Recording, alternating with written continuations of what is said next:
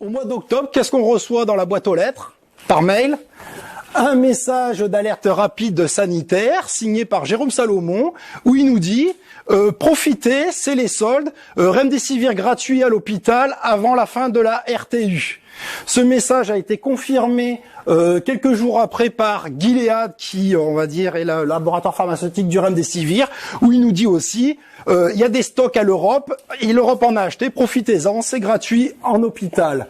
Donc, bien sûr, quelques jours après, l'OMS n'a plus recommandé le Remdesivir, donc on peut se poser la question, c'est comment ça se fait qu'une molécule dont on a alerté, que tout le monde savait qu'elle était inefficace, posait des problèmes, que encore au mois d'octobre, on reçoit de la publicité pour donner des perfusions d'un médicament inefficace avec des effets secondaires. Donc on s'est intéressé un peu plus aux personnes qui ont fait la promotion du Remdesivir. Donc là, c'est la déclaration des liens d'intérêt des personnes de Paris pour les recommandations de traitement pour la Covid. Donc là aussi, on remarque Karine Lacombe ne déclare aucun lien, alors qu'il y a 212 000 €, on va dire, sur Transparence Santé, donc il faudra peut-être éclaircir là-dessus. Par contre, de façon intéressante, François-Xavier Lescure et Yazdan Pana déclarent des liens d'intérêt avec le laboratoire Gilead. Pourtant, dans le premier article sur un des premiers cas traités avec le Remdesivir en France, par Xavier Lescure et Yazdan Pana, ni Xavier ni Yazdan ne déclarent de lien. Sous pression, on va dire, de certains collègues, ils ont fait François-Xavier Lescure a fait un erratum pour déclarer ses liens d'intérêt avec Gilead, un peu tardivement, mais il l'a fait.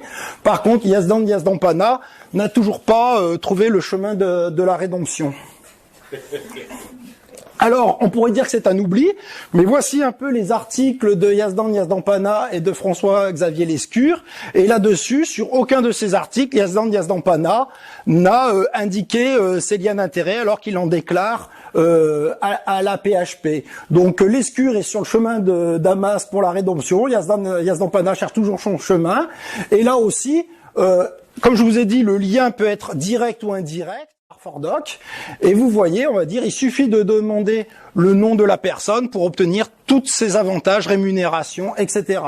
Donc, qu'est-ce que ça représente un petit peu ces montants? Donc, pour la France, en 7 ans, c'est 6,7 milliards d'euros. Donc, on voit que c'est une somme qui est quand même très conséquente. Et pour donner une comparaison, c'est grosso modo équivalent au budget de l'INSERM. Donc, on voit que les entreprises pharmaceutiques sont quelque part autant influentes dans le domaine de la santé que l'organisme dédié à cela. Comment c'est réparti? 2,4 milliards pour les sociétés savantes, 1,6 million pour les professionnels de la santé, les établissements de santé, et aussi on voit qu'il y a la presse et les médias.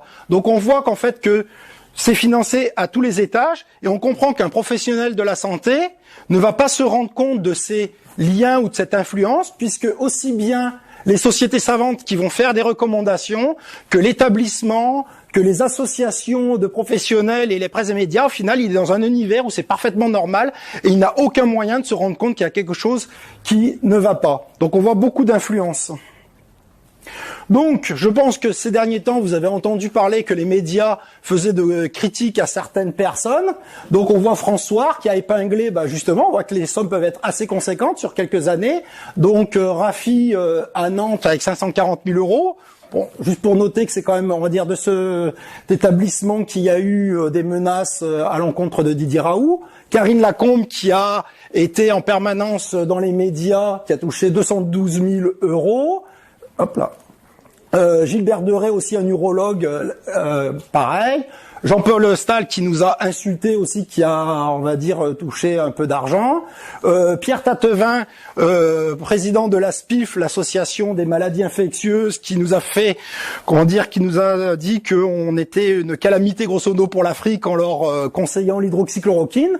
Ce qu'il faut bien voir aussi par sa société savante, la SPIF, c'est 1,5 million d'euros, donc on voit. Mais en tous les cas, ce qu'on peut voir, c'est que plus les gens ont reçu d'argent des groupes pharmaceutiques, plus ils sont hostiles à l'IHU.